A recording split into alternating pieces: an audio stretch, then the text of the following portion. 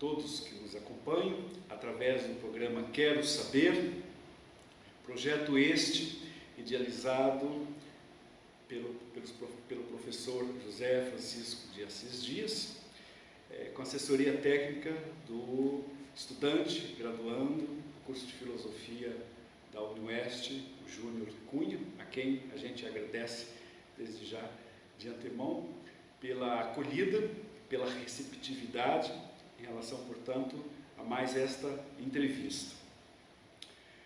Quero também saudar, ao mesmo tempo, o professor Evanildo Kostesky, que é atualmente docente no departamento e no programa de pós-graduação stricto sensu, mestrado e doutorado, na Universidade Federal do Ceará, em Fortaleza.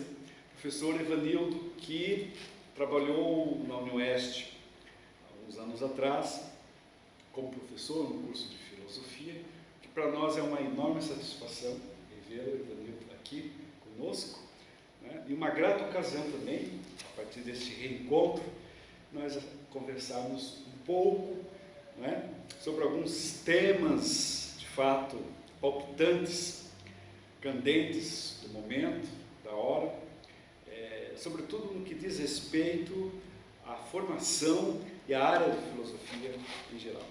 Então, o programa Quero Saber, da mesma forma também que o colegiado de graduação de filosofia, juntamente com o programa de pós-graduação de filosofia aqui da UniOeste, também muito calorosamente recebe você. Uma satisfação realmente enorme tê-lo aqui, né, nesta tarde de hoje. E antes de a gente propriamente realizarmos este café filosófico, né, essa roda de conversa, nessa tarde, me parece que é importante também salientar que, oficialmente, hoje, nós estamos realizando, em caráter de fato oficial, a primeira atividade do grupo de pesquisa QIASMA, vinculado ao colegiado, o curso de filosofia aqui da universidade. Projeto este idealizado por mim, em parceria com o professor Ivonei Freitas da Silva, que é docente no colegiado de graduação e de pós-graduação stricto sensu em Ciência da Computação da UniOeste em Cascavel, em parceria também com muitos dos estudantes, grande parte deles são pesquisadores de iniciação científica, outros são acadêmicos aqui do programa de mestrado, doutorado na instituição, e também outros colegas professores, né, que também passam a compor este primeiro projeto, esse grupo de estudo, QIASMA. O termo quiasma é um conceito de origem grega e que significa cruzamento, né? Entrelaçamento. Né?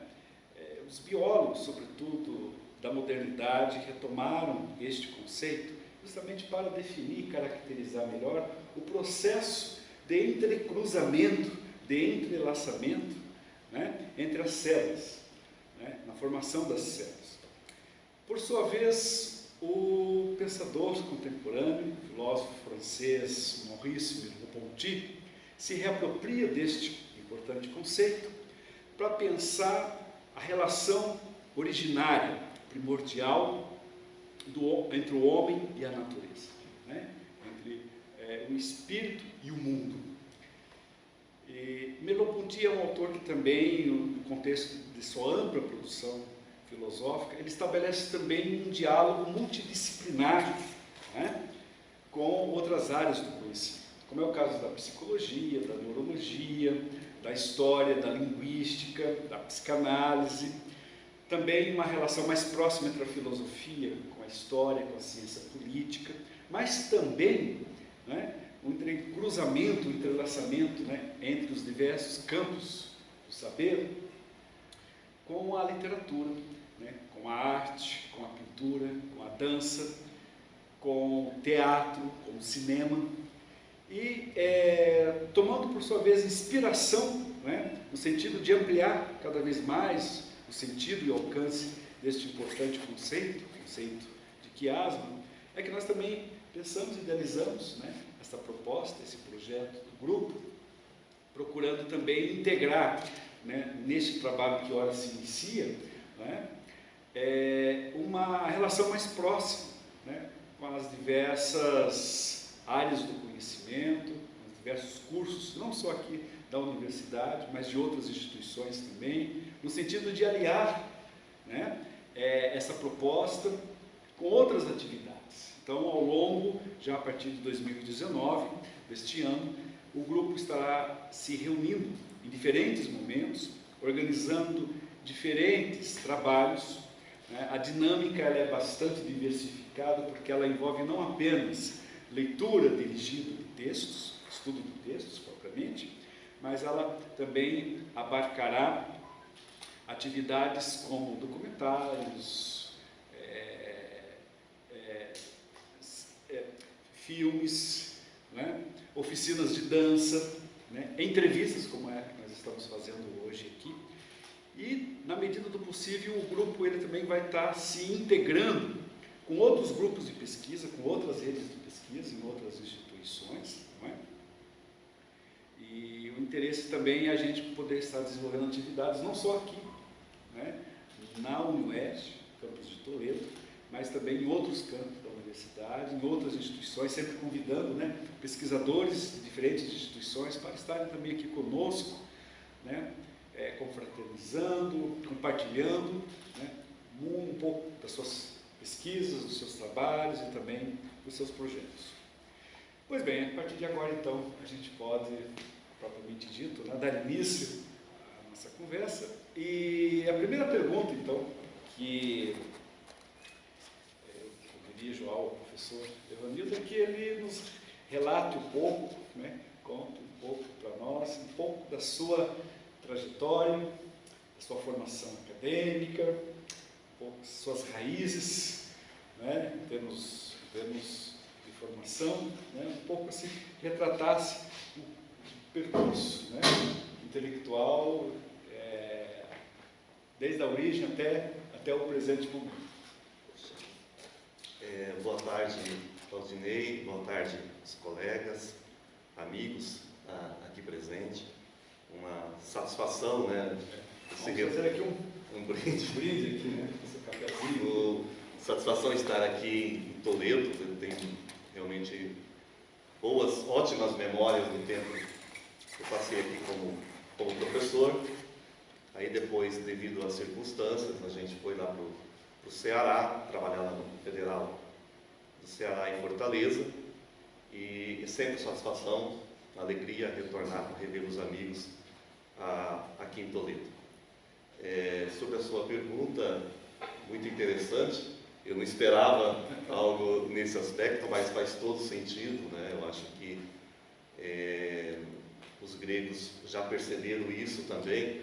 A filosofia ela não é só o aspecto crítico, obviamente, da sociedade, da política ou das ciências, mas também envolve uma decisão, envolve o ser, né, da pessoa, né, o uso da sua liberdade, né? Então faz todo sentido falar de formação filosófica e, ao mesmo tempo, pensar também a formação de cada um, né, seja estudante, seja professor, no campo da filosofia. No meu caso, eu devo dizer que eu não sei se a filosofia no início foi uma decisão, né? Eu acho que com outros colegas, a gente envolvido com a Igreja Católica, a gente acabou tomando a decisão, né? Aí precedida por outra decisão de entrar no seminário, naquela época, né? Garoto com 18, 19 anos, né? E aí a filosofia é aquela etapa da formação, né? Eu devo dizer que a princípio, na ânsia de chegar logo à teologia, eu não estava muito interessado na filosofia, né? Mas aí fiz o curso lá em Maringá, final dos anos 80, e Depois fui para teologia e acabei justamente saindo do seminário. E, aparentemente, naquele momento, eu não tinha perspectivas para a filosofia, né? Busquei o reconhecimento do curso, na época o curso não era reconhecido, eu acabei reconhecendo lá em Bauru, né, na Universidade do Sagrado Coração, e comecei a trabalhar, mas assim, sem muita de fato perspectiva de que eu conseguiria um mestrado, um doutorado, né? Mas as oportunidades foram surgindo, tanto de trabalho como também de formação. Surgiu a possibilidade de ir para Roma, fazer o mestrado e, a princípio, depois o doutorado, com a ajuda da Advent, que é uma associação da Alemanha, ainda vinculada à Igreja Católica, ali na Diocese de Umuarama, vizinha, né? A ideia era formar, né, fazer o mestrado e trabalhar no instituto que tinha de filosofia ali em Umuarama. Então eu fui para Roma em 95, estudar na Universidade Gregoriana, e sem ter um projeto, porque no início foi dito que depois poderia decidir o projeto lá, né, durante o curso, né, e estando lá, então, tomei a decisão de estudar Kierkegaard, né. Talvez um pouco a experiência de angústia distante do Brasil, a saudade, né, que vai, naquela época, as comunicações não eram como é hoje, né, então era um pouco mais difícil a distância da família, né, talvez um pouco essa situação me levou a estudar Kierkegaard com um professor holandês que tinha feito uma tese sobre o Heidegger, que era a famosa tese dele sobre o nada. Ele tinha escrito 800 páginas sobre o nada, né? O Nico Sprokel. Aí deu tudo certo, eu trabalhei o conceito de angústia e de desespero, né? As duas obras do Kierkegaard, o primeiro angústia e o desespero já no segundo período, né? Fazendo essa relação. A ideia, de fato, era continuar com o projeto do doutorado com Kierkegaard. Eu tinha um projeto sobre Dostoiévski e Kierkegaard, fazendo a relação da estética ali no Crime e Castigo, né, com a estética em Kierkegaard, mas a dificuldade que tinha que estudar dinamarquês, porque era uma exigência que você dominasse. E ainda tinha o russo, né? No caso do Dostoiévski, uma exigência que você tinha que ter, pelo menos, uma base na língua original, como se pede, de fato, no doutorado, né? E, então, eu avaliei bem a situação, vi que seria um passo muito longo a ser dado naquele momento, sem muito apoio, né? E, estando lá em Roma, eu fiz amizade com um italiano que estudava Eric Vai, fazia uma tese com o professor Livio Sicchirolo, que era referência, amigo do Eric Vai. O Eric Vai é um filósofo ainda pouco conhecido, né, mas alemão, francês, por adoção, né, fugindo ali da guerra, né, ele acabou fazendo carreira na França, mas ele também tinha muita amizade na Itália, gostava da Itália, e esse professor Livio Sicchirolo, amigo do Eric Vai, que orientava o rapaz, na época, o Antônio. E aí nas conversas, comendo pizza, tomando vinho, né, eu acabei me interessando por Eric Vai. Conheci aqui no Brasil o texto do Marcelo Perini, que já tinha sido publicado, Filosofia e Violência, né?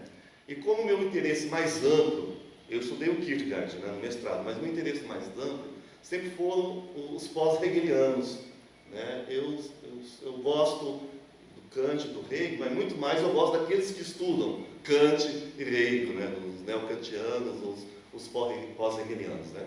O Kierkegaard, obviamente, não é um pós-hegeliano, mas está ali na briga com Hegel, então tinha esse interesse, né? E daí, fazendo essa contraposição, por exemplo, voltando ao Kierkegaard, né, da angústia com a consciência feliz, da filologia do espírito, está fazendo essa relação, né? Então, assim, esse era o meu interesse mais amplo. E o Eric Vai também estava nessa linha pós-hegeliana, né? Um pouco, obviamente, já separado do Kierkegaard, né? Então eu fiz algo que normalmente não se faz. Normalmente você faz o mestrado e o doutorado no mesmo autor, é isso que se aconselha, né? Eu fiz duas coisas assim que normalmente não se faz. Estudei um autor, depois um outro autor totalmente diferente, né? Porque o Eric Vai é um autor sistemático, né? Ele tem um sistema, enquanto o Kierkegaard já é antissistemático, né? No princípio. Mas acabei encontrando depois pontos em comuns, porque o Kierkegaard muito lido na França, né? O Jean Wahl trabalhava com o Kierkegaard, né? E o Eric Vai, amigo depois do Jean Wahl, né? Então alguma relação eu acabei encontrando, mas isso bem depois, naquele momento de fato não tinha relação, né? Aí comecei o doutorado com o professor Paul Gilbert, o Paul Gilbert é um pouco conhecido já no Brasil, já veio várias vezes no Brasil.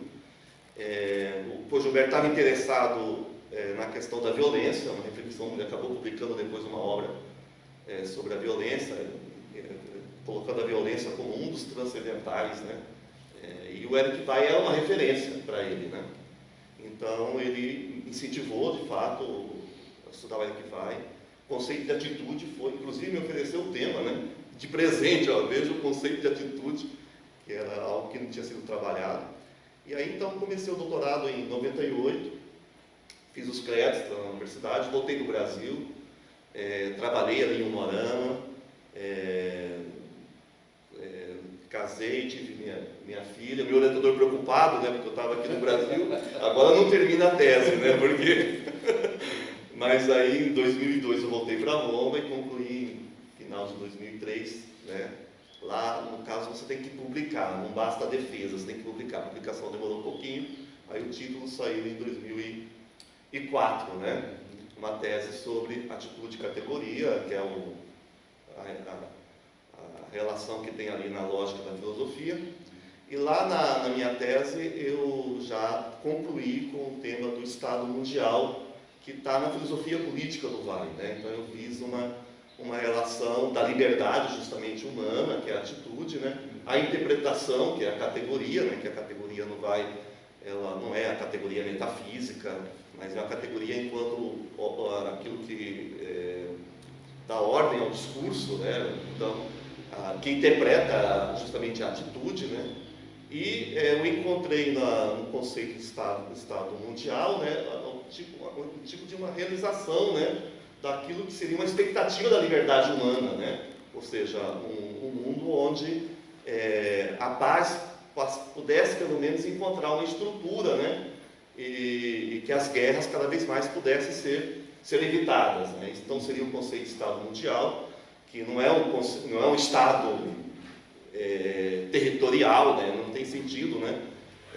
Mas assim, é uma organização mundial que teria como objetivo não substituir os estados particulares, mas cuidar da administração, principalmente econômica, questão de igualdade entre os estados, né? Então seria assim um tipo de uma instituição acima dos estados, mas com os estados, né? Visando justamente a paz, a economia e tal. Esse conceito, ele estava na conclusão, mas acabou sendo assim, a parte mais original da tese. Inclusive, eu publiquei aqui, o meu primeiro artigo foi aqui na revista Temas e Matizes, né? Que era com o Ames, um artigo sobre o Estado Mundial, em relação com Kant, né? E eu fiquei com esse conceito, né? E aí depois, voltando, fazendo concurso lá em Fortaleza, estando lá em Fortaleza, eu pensei publicar a tese. Eu poderia ter publicado em Roma, mas eu não quis publicar. E aí eu fiz novamente uma nova tese. Eu refiz, né? Agora tendo de fato como objetivo o Estado Mundial, né? E aí o livro foi publicado em 2009 pela Unicinos, né? Pela coleção Unicinos. E aí encerrei essa etapa da tese que não tinha sido concluída ainda, e foi com a publicação do livro, né? Que não é bem a tese, que é quase como se fosse uma outra tese, né? Bom, aí com as aulas, né? E aí você vai também tendo outros interesses. Eu tenho um problema, que eu tenho vários interesses, eu não consigo fixar numa coisa só. Isso é ruim também, né? Aconteceu com Kierkegaard, aqui vai dois, né? Eu sempre tenho vários interesses. Agora, eu me realizei na lógica do Vai por conta disso, né? Porque a lógica do Vai é justamente uma lógica aberta à pluralidade dos discursos filosóficos, né? Veja bem, o Vai começa com a verdade, ele tem até o pensamento oriental, está lá, né? A não-verdade, que é a filosofia budista, hinduísta. Quer dizer, é uma filosofia assim, aberta justamente à manifestação da liberdade, à pluralidade, né? Então, assim, eu me realizei nesse sentido porque eu também tenho essa visão plural, né? Eu não consigo ficar fixado numa ideia só, né? Aí talvez também isso me levou ao Estado mundial, porque justamente ele é mundial. Se ele é mundial, ele não pode deixar nada de fora, né? Então, e aí então outros interesses foram aparecendo, né? Por exemplo, a filosofia da religião. Lá em Fortaleza tem o professor Manfredo, que é bem conhecido, né? Não sei se ele já esteve aqui, ele se aposentou e ele tinha uma disciplina, filosofia da religião, que ninguém mais estava trabalhando, né? Eu, como já tinha feito teologia, uma parte, tinha um certo interesse, passei a trabalhar com filosofia da religião, andei publicando alguns artigos, filosofia da história também. E em 2012, eu fui para um pós-doutorado em Lisboa, estava até contando com um colega, era sobre ela que vai para trabalhar com um colega lá da Nova de Lisboa, Luiz Manuel Bernardo, e o projeto também previa ir para a França, lá no Instituto Eric-Vai em Lille. E, só que estando em Lisboa, eu também fiz algo que não deveria fazer. Eu não fiz o meu projeto e acabei estudando filosofia portuguesa, filosofia brasileira. Eu vi essa oportunidade, né?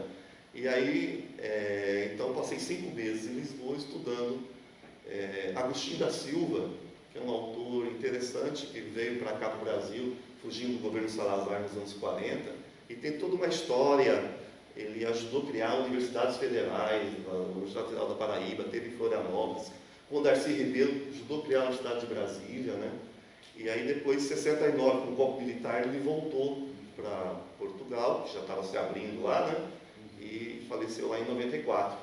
E eu andei estudando o Agostinho da Silva e, a partir disso, me interessei pela filosofia brasileira, filosofia portuguesa, Padre Antônio Vieira, né? Muito próximo, né? Do pensamento do Agostinho da Silva, muito próximo do Padre Vieira. Aí voltando para Fortaleza, depois do pós-doutorado, tive também em Lille, aí sim foi só Eric-Vai, né, lá no Instituto Eric-Vai, 3 meses. Mas voltando, retornando no final de 2012 para Fortaleza, não tinha disciplina de filosofia brasileira, lá na UFC, eu não sei se tem aqui ou não lembro, na época tinha, né? Mas em função de várias reformulações da grade do curso, filosofia brasileira e filosofia latino-americana. Sim. Não estão mais presentes. Embora haja uma possibilidade, uma perspectiva muito próxima aí da gente vir retomar esses estudos, esses temas. E aí propus a criação da disciplina como opcional, foi aprovada, e comecei a trabalhar com esse tema também, filosofia brasileira. A princípio tinha um pouco de receio de pensar algo mais sistemático, né? Mas assim, aos poucos eu fui ganhando confiança, e agora a disciplina passou a ser obrigatória lá. Também teve uma reformulação. Aliás, não foi nem eu que sugeri, foram os colegas, então fiquei muito contente. A disciplina passa a ser obrigatória a partir do ano que vem. Paralelo a esse trabalho, né, filosofia brasileira, ainda a questão da filosofia política, ainda Estado mundial, relações internacionais, também o ensino da filosofia, né, um pouco também forçado, né, não sei se vocês acompanharam, mas a ANPOF, já na época do Vinícius, né, ali, acho que a partir de Curitiba, passou a abrir, né, a encampar também o ensino de filosofia, né? E aí surgiu essa ideia de criar em rede um mestrado profissional em filosofia, né, o chamado PROF, né? Um projeto induzido, entre aspas, pela CAPES, buscando a formação de professores, né? Então, lá em Fortaleza, a gente aderiu ao projeto, eu passei a coordenar no início, né, o projeto.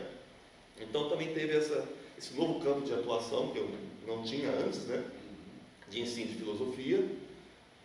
Ainda estou lá na coordenação, devo deixar agora em julho, mas aí também, justamente por conta do mestrado profissional, surgiu o convite de concorrer na área da CAPES, né, como coordenador para as áreas profissionais. Nós temos na CAPES, na área de filosofia, temos o PROF, com 16 núcleos, né?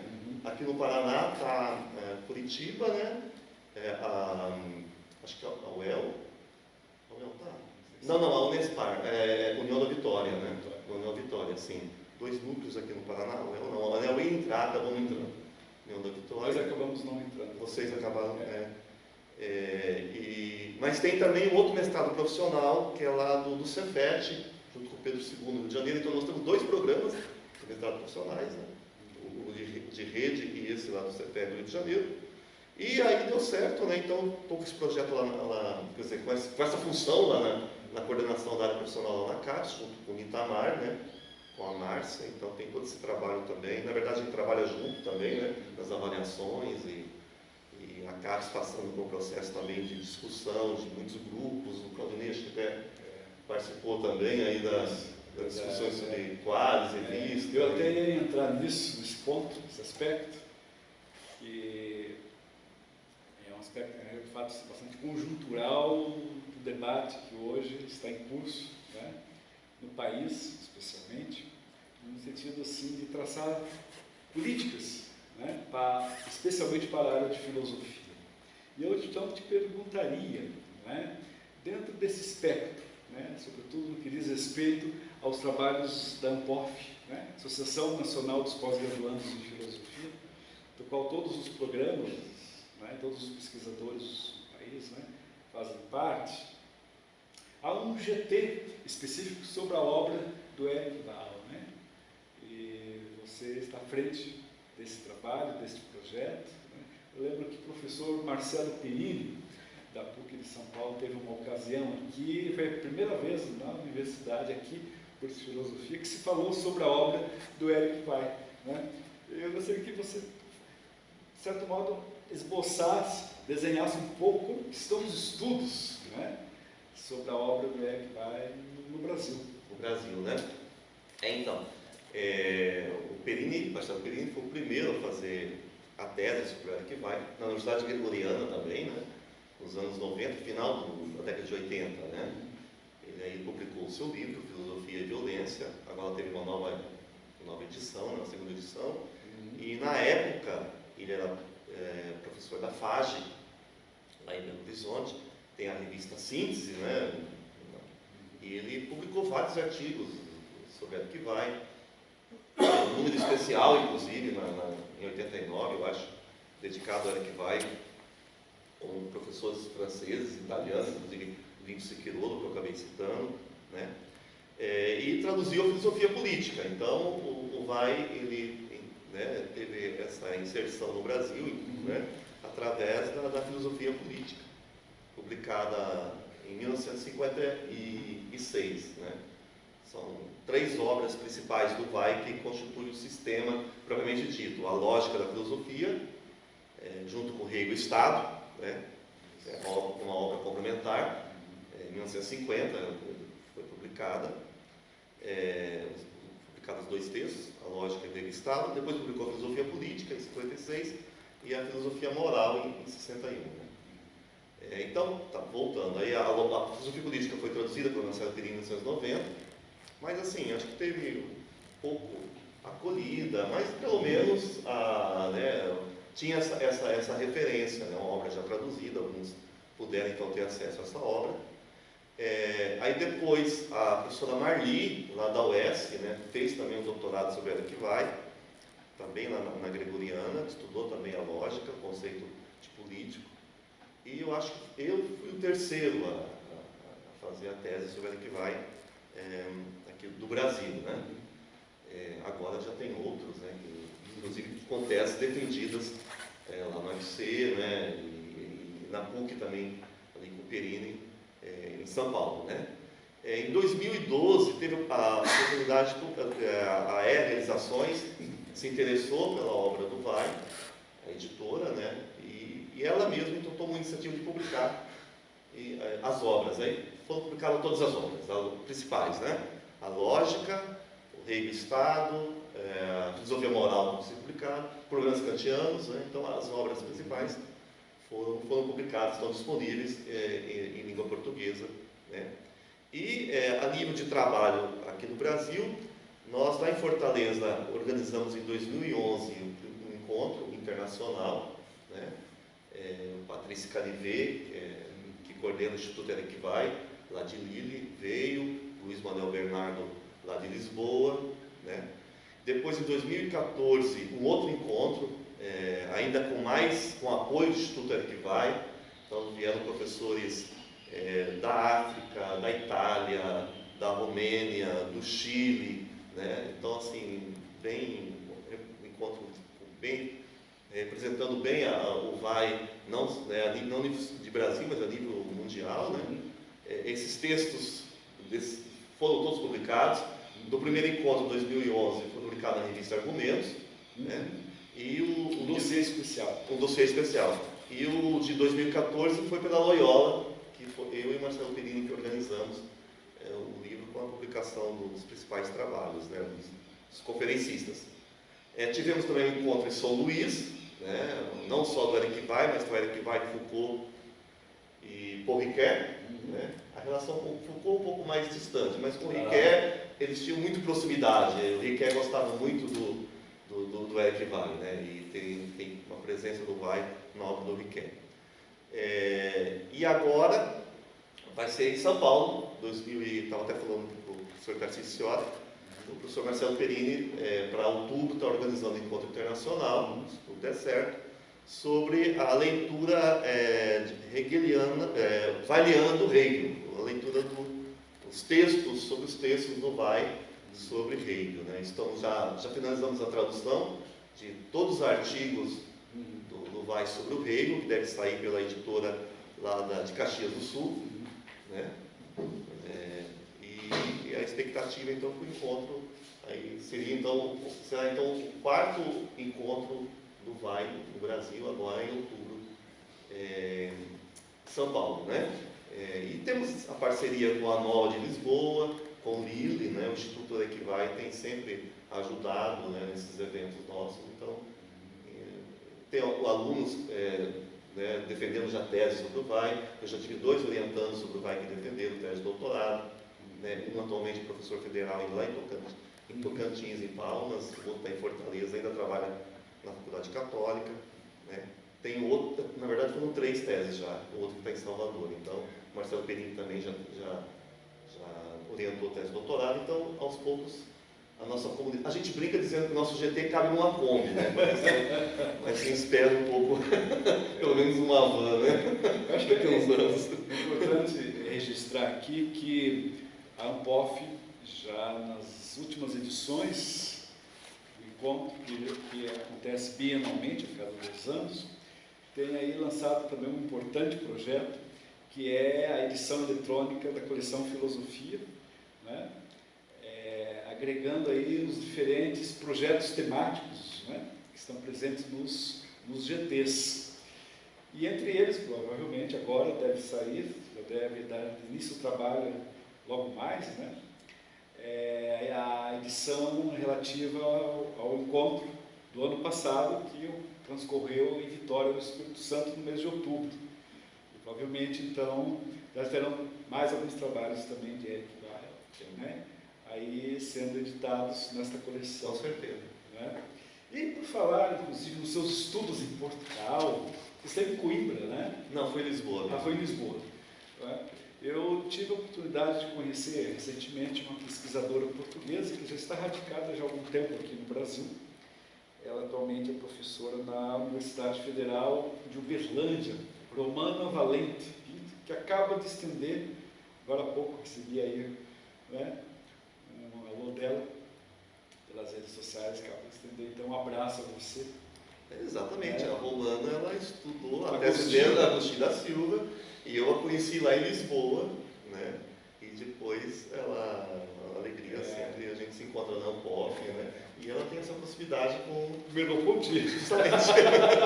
Foi a ocasião em que a gente então acabou se conhecendo em setembro de 2014, Uberlândia, lá na Universidade Federal. Mas então, agora vamos falar um pouco mais de política educacional, né? Aqui no sentido mais amplo que a gente pode tomar essa palavra, até retomando um pouco o que você já vinha dizendo antes, né? Um pouco sobre o seu engajamento, sobre a sua militância, especialmente o seu trabalho junto hoje à Comissão de Coordenação da área de Filosofia, juntamente com o professor Itamar Fernandes Oliveira e a professora Márcia Zedina Araújo, que, aliás, foi colega, professora, atuou aqui também na Unioeste, campus de Toledo, né, há uns anos atrás, que hoje é professora na Universidade Federal de Goiás, em Goiânia, né? Quais são as perspectivas hoje, né, pensando em termos estratégicos, né, de formação na área de filosofia, sobretudo em virtude, né, dos últimos anos da implantação da disciplina de filosofia no ensino médio? Como está este projeto que é o mestrado profissional? Né? Foi constituído, inclusive, recentemente um GT, presidido, coordenado por você, né, sobre esta demanda. E assim, em termos nacionais, né, de Brasil, como estão as conversações, as tratativas, né, o que nós podemos esperar, né, nesse sentido. Aí a perspectiva de se pensar, além de um mestrado profissional, um doutorado também profissional, ou talvez fosse até interessante você explicar melhor, né, o que é o mestrado profissional? Por que profissional? Não é algo fácil, não. Com a possibilidade, a aprovação, né, do doutorado profissional, essa discussão ainda ficou ainda mais acirrada, né? Você fazer essa distinção, né, de uma pós-graduação profissional em relação à pós-graduação acadêmica. No caso do mestrado, ele já existe, não no caso da filosofia, mas o mestrado profissional, cerca de 20 anos, né? Eu, preparando o texto que saiu naquela coluna POC, que a gente publicou, eu vi artigos, por exemplo, do Janine, né? Na época que ele estava lá na CAPES como diretor de avaliação, né? Não sei se você se lembra, e foi na época que foi implantado, estava consolidando o mestrado profissional, e ele refletiu sobre isso, uns artigos interessantes, né? Fazendo essa distinção do aspecto técnico, né? E do puramente teórico, né? Então a gente tem o lado técnico e o lado teórico, né? Contemplativo, né? Então o acadêmico ficaria mais no teórico e o profissional mais no técnico, que é algo, né, que tem base filosófica para isso, né? Agora, na prática, teve toda essa discussão na época, né? Mas, assim, a coisa depois acabou se consolidando. O mestrado profissional hoje, de fato, não é novidade, né? E, inclusive, para a filosofia, né? Então, novamente o retorno, né, a partir de 2008, né, do ensino de filosofia no ensino médio, surgiu a necessidade da formação de professores, né? Obviamente, os professores, eles são formados em cursos acadêmicos e eles podem retornar para a universidade e participar de um mestrado acadêmico. Eu imagino que, no caso de vocês aqui, tem professores já da rede de ensino, né, do Estado ou da rede particular, que estão cursando mestrado acadêmico.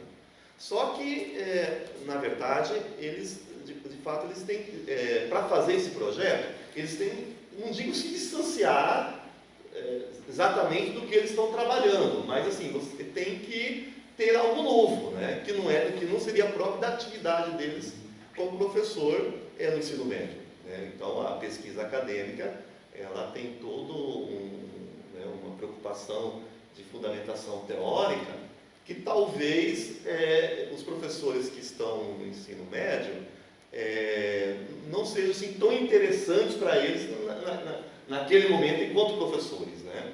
Então, a possibilidade de um mestrado, no caso profissional, seria assim, justamente para valorizar o próprio trabalho dos profissionais, né? No caso da filosofia, dos professores de filosofia, né? Que eles então pudessem fazer um mestrado a partir da sua própria experiência profissional, né? Essa é a ideia do mestrado profissional, né? Então, como normalmente os projetos deles envolvem a própria metodologia que eles estão usando em sala de aula, como que eles estão já trabalhando, né, a aula de filosofia, e E o mestrado profissional, então, seria um tipo de uma reflexão, obviamente, teórica, né, da metodologia, do trabalho que estão realizando em sala de aula, mas respeitando, né, o trabalho deles enquanto professores. Então, essa seria, então, a diferença. Né? Então, é um retorno, né, do mercado, né, no caso da atividade profissional, para a universidade. Eu vejo assim, obviamente a universidade tem essa preocupação com o aspecto profissional. Né? Então, ela prepara o profissional. Né? Agora, a universidade parece que ela não consegue ter um pouco de dificuldade de entender o trabalho do profissional. Né? Ela prepara o profissional, mas ela como se abandonasse depois, né? E a universidade ficasse só na sua reflexão mais teórica ou acadêmica, pesquisa. Né? Então, assim, o mestrado profissional ele não abandona a pesquisa, né? Obviamente, mas ele tem esse objetivo de pesquisar aquilo que o professor, ou no caso, o profissional, trabalha, né? Está a trabalhar, né? Está a fazer na sua atividade profissional.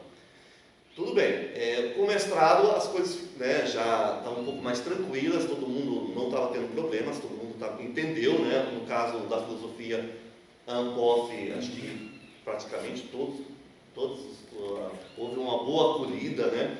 A primeira reunião, eu inclusive não participei da primeira reunião, foi lá em Campos do Jordão, né? E depois foi marcada uma reunião em Curitiba, acho que final de 2014. Era uma chamada, né, para universidades que teriam interesse em implantar o Profila. Apareceram mais de 40 instituições, né? Então, assim, houve uma acolhida, né, uma necessidade, de fato, de trabalhar nessa área, né? Aí depois foram se reduzindo os grupos, terminamos com 16, né, no caso do Profila. Então, há essa demanda, né, da formação do profissional, né? O mestrado, então, tudo certo. Agora, o doutorado, de fato, foi até uma surpresa, a criação do doutorado profissional, e aí retornou novamente essa discussão, né? O que vai ser um doutorado profissional, né? É uma tese também, né? Se é uma tese, qual a diferença de uma tese acadêmica, né? A portaria que criou o programa do mestrado profissional fala assim que tem que apresentar uma dissertação, mas assim, essa dissertação, um trabalho final, desculpa, tem que apresentar um trabalho final, o tipo de um TCC, que pode ser uma dissertação, mas também pode ser para a área, uma patente para quem trabalha nessa área, no caso pode ser um material didático, né? Pode ser um artigo, quer dizer, não necessariamente uma dissertação, né? Então, assim, e o doutorado? O doutorado pede uma tese, né? O que será uma tese profissional? O fato que, estando lá na CAPES, alguns APCNs foram já aprovados, estão sendo implantados, né? Na área de administração, por exemplo, né?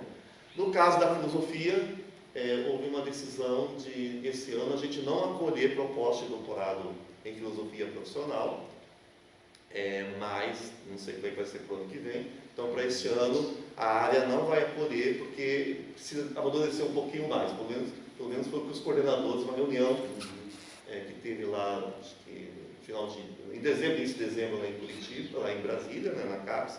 Então foi decidido que a área de filosofia, nesse momento, não teria proposta de doutorado profissional em filosofia, mas isso não significa que no futuro possa ter. Né?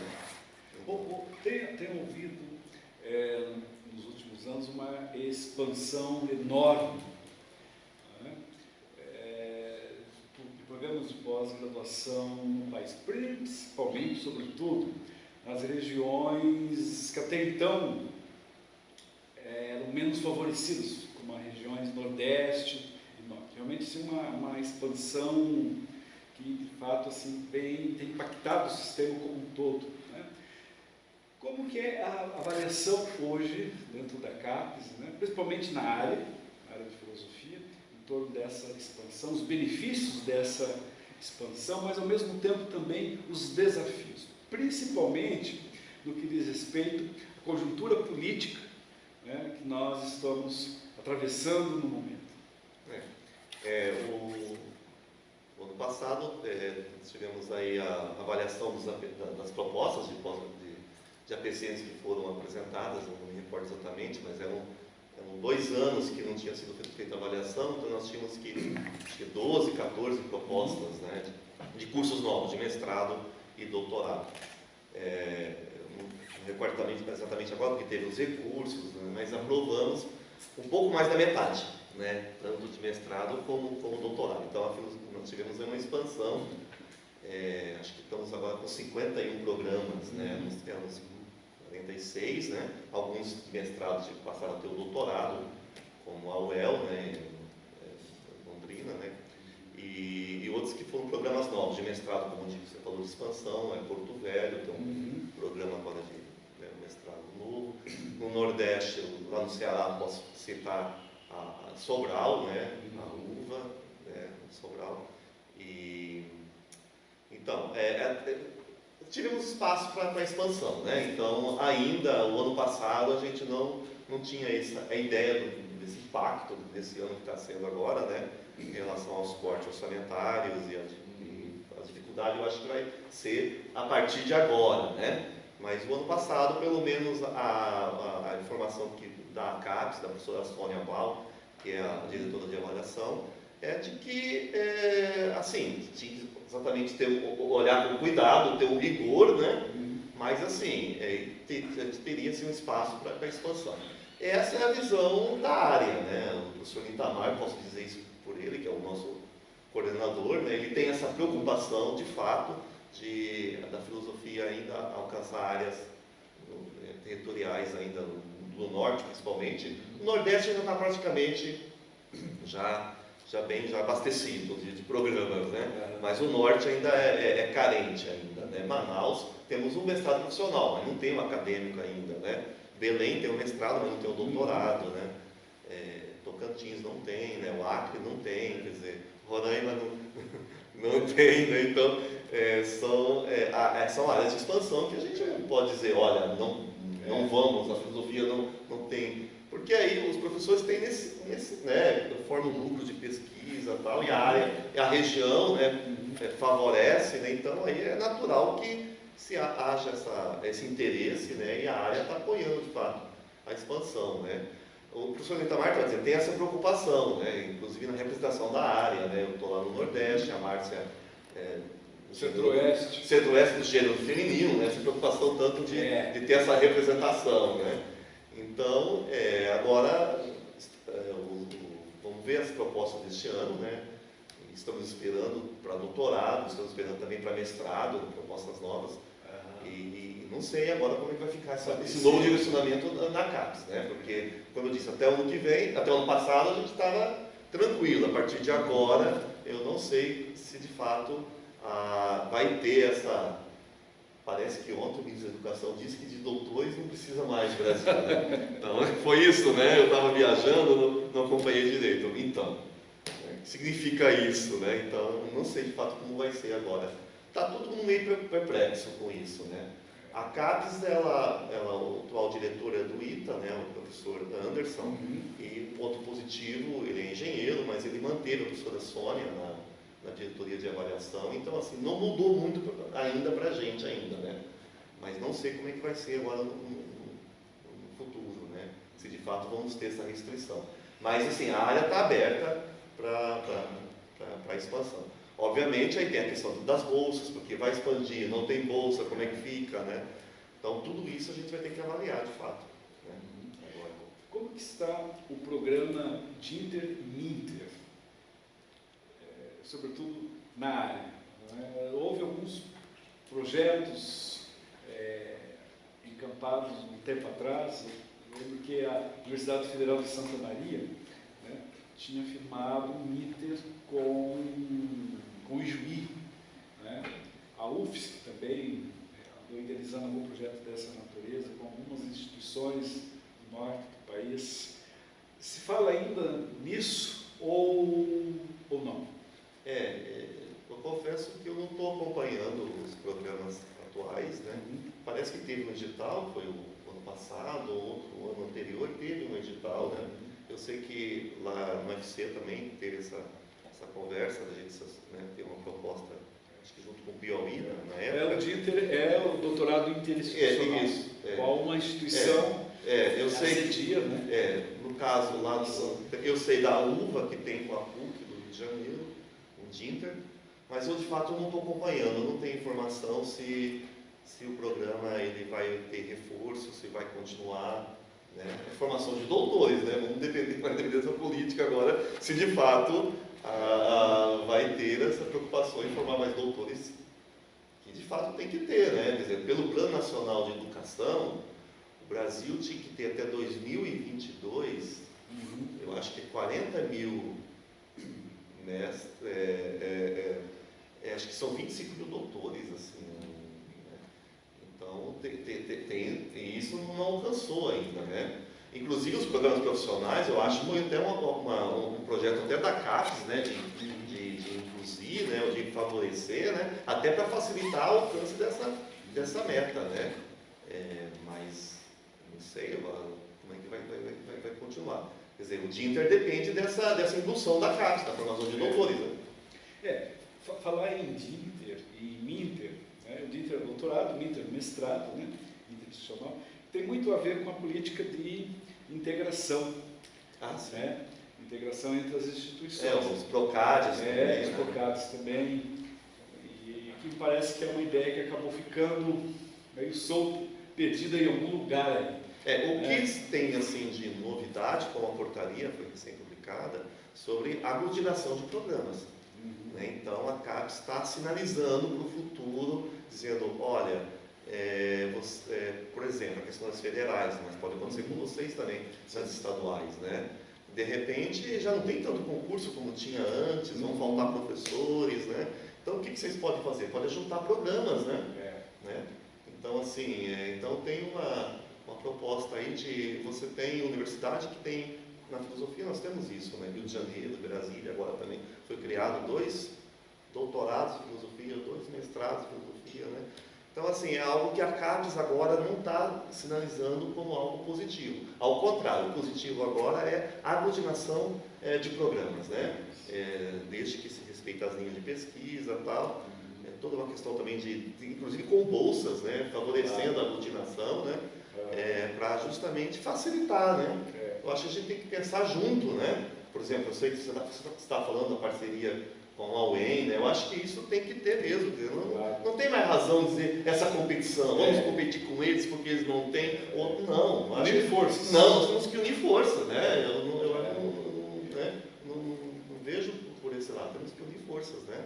O Nordeste também, né? Por exemplo, Pernambuco, né? Que é um programa antigo, né? Um dos mais antigos do Brasil, né? Só tem um mestrado, não tem um doutorado, porque foi sentenciado aquele interinstitucional. Então, assim, a gente olha para Pernambuco e vê, olha, estamos aguardando um projeto de doutorado, uma proposta, porque é uma referência, né? Então, assim, ninguém está dizendo, né, não vai ter porque estamos lá em Fortaleza ou porque vai competir, não. A gente tem hoje que somar forças, né? Eu acho que é isso. E falar em integração é falar também em intercâmbio, sobretudo do ponto de vista internacional, que parece que no horizonte atual, talvez seja a grande questão de fundo que nos desafia permanentemente, sobretudo em termos de América Latina, porque quando a gente fala em intercâmbio, a gente logo pensa em Europa, nos Estados Unidos, e aqui, sobretudo aqui na universidade, na UniOeste, nós estamos situados numa região estratégica do ponto de vista geopolítico, né? Uma região fronteiriça, você tem o Paraguai, você tem a Argentina, estamos aqui na tríplice fronteira, né? Você tem os demais países. Não faz muito tempo, alguns meses atrás, eu estive em Foz do Iguaçu, conhecendo um pouco a UNILA, que foi de fato assim, um projeto impactante, marcante, foi no governo Lula, com a Haddad, né? Universidade Latino-Americana, uma experiência realmente assim, altamente promissora, né? Quer dizer, eu encontrei estudantes, né, de diversas nacionalidades, em termos geopolítico latino-americano, né? Gente de Cuba, gente da Argentina, gente da Bolívia, da Colômbia, do Chile, do Uruguai, né? Docentes também estrangeiros, como também tem, né, estudantes e docentes brasileiros que também atuam nesses países. Um projeto assim que me impressionou muito, surpreendeu demais a maneira como eles lá se organizam, se constituem, né, e os trabalhos que eles realizam. Parece que a questão da internacionalização, talvez hoje ela seja também uma questão que se coloca aí já na vitrine, né? E acho que é uma questão também extremamente delicada, porque o Brasil hoje é vitrine do mundo, sobretudo esses últimos acontecimentos políticos, né? Que tem assim uma repercussão direta, não só na graduação, estou lembrando aqui do projeto, né, Ciências Sem Fronteiras, mas também nível de pós-graduação. Assim, como que a área da CAPES hoje está vendo, digamos assim, em meio a toda essa turbulência, né, que nós estamos atravessando, assim, alguma perspectiva no sentido de fato, consolidar essa política extensionista, né, de um intercâmbio maior? Sim, o documento de área está sendo discutido, né, e as linhas já foram aprovadas, né, e obviamente a internacionalização é esse ponto, esse objetivo que todos nós buscamos já há um tempo já, que se fala da necessidade da internacionalização, né. Então, por exemplo, doutorados de cotutela, né, eu mesmo tive 2 doutorados de cotutela, na época ainda não se falava tanto, agora a própria área já está incentivando algo que, não sei se você já tem essa experiência aqui, né? Isso é valorizado, tem os acordos internacionais, tanto com a Alemanha, com a França, né? E na CAPES agora, o que se fala muito é o print, né? Não sei se vocês participaram do print. Nós, no primeiro momento, manifestamos, claro, um interesse muito grande, mas como outros cursos também sinalizavam nessa direção, até pela questão também da contenção orçamentária, então, nós acabamos não... Lá na UFC, no caso da Federal, faz parte do print, porque na verdade houve uma seleção de instituições, né? E foram 40 apenas, né? A UFC entrou, mas a filosofia não entrou, né? Então, em alguns lugares, a filosofia está no print, né? Alguns, acho que o FMG, acho que talvez, né? Então, mas isso são programas de excelência, né? Mais para excelência, para nota 6, nota 7. Né? Então, assim, o que eu percebo lá na CAPES, que eles querem, de fato, direcionar para essa política desse projeto do print, talvez mais para frente ampliando, né? E buscando programas também com nota 5, nota 4, né? Então, mas a princípio, internacionalização está vinculada à ideia de excelência, né? Essa é a ideia do print. Mas fora isso, né, tem as oportunidades das bolsas sanduíches, que continuam, né? Continua, acho que vocês têm também, né? O cotutela, realmente a Europa, né, eles estão muito abertos, eles têm certo ponto até necessidade de receber os nossos alunos, né? Eles têm interesse também de vir para cá. Tem interesse de vir também na FOP, mas assim, porque eles têm poucos alunos lá na Alemanha, na França, que eles precisam, né, do Brasil e da África e da América Latina. O que de fato a gente precisaria é aumentar, e que você está dizendo, você disse isso como ponto positivo, né, dada a proximidade aqui com a Argentina, né, com o Paraguai, né, a gente pensar mais a nível de América Latina, né. Lá na UFC nós temos bolsa da OEA, né? Não, bolsa da OEA não. A gente oferece bolsa e vem alunos selecionados pela OEA, né? Então, da cota nossa de bolsa da CAPES, né? A gente tem uma bolsa de mestrado, duas de doutorado. E a gente está recebendo alunos do México, sempre 1, 2, 3 alunos cada ano, assim, cada 2 anos, cada período de mestrado, de doutorado, né? Então eu acho que a gente teria que pensar assim, a América Latina, que de fato a gente ainda não está mais aquém, né? A experiência com a Europa, com os Estados Unidos, com a Alemanha, ela é mais tradicional, né? A gente precisaria de fato ampliar as relações aqui a nível de América Latina, né? Bom, a conversa está ótima, né? Esse bate-papo, né? Essa entrevista aqui com o professor Evanildo Kostesky, mas já chegou o momento de a gente já cumprir aqui o o horário, né, é previsto, e quero, assim, em nome do PPG, do curso de Filosofia aqui da UniOeste, juntamente com o projeto Quiasma, o grupo Quiasma, e também em nome, né, do projeto Quero Saber, agradecer você, Renato, né, por ter aceitado o convite, estar aqui conosco, né, e é uma grata satisfação, é uma ocasião realmente assim, muito especial, né, revê-lo, encontrá-lo, né, estarmos aqui. Saiba que a UniOeste sempre será a sua casa, né, você é uma prata da casa, seja sempre muito bem-vindo, né, e queremos também sim agradecer a todos os telespectadores que nos acompanham, né, ao longo, né, dessa série, né, de vídeos que estão sendo produzidos, especialmente ao longo desta semana, e que está acontecendo aqui, né, no curso de Filosofia da UniOeste, né, inúmeras programações, né, entre elas as jornadas de Metafísica e Conhecimento e Ética e Filosofia Política, vinculadas ao programa de pós-graduação em Filosofia, como também, a partir de quarta-feira, a semana acadêmica, que se estenderá até amanhã, né, dia 17. Então, um grande abraço e, mais uma vez, um brinde, né, pelo nosso reencontro. Eu que agradeço e parabenizo as atividades aí que você citou, muito importantes, né, e a fundação desse grupo, né, o Quiasma, e também agradeço ao professor José Francisco Dias, né, por essa abertura do programa que ele coordena, e obrigado a todos.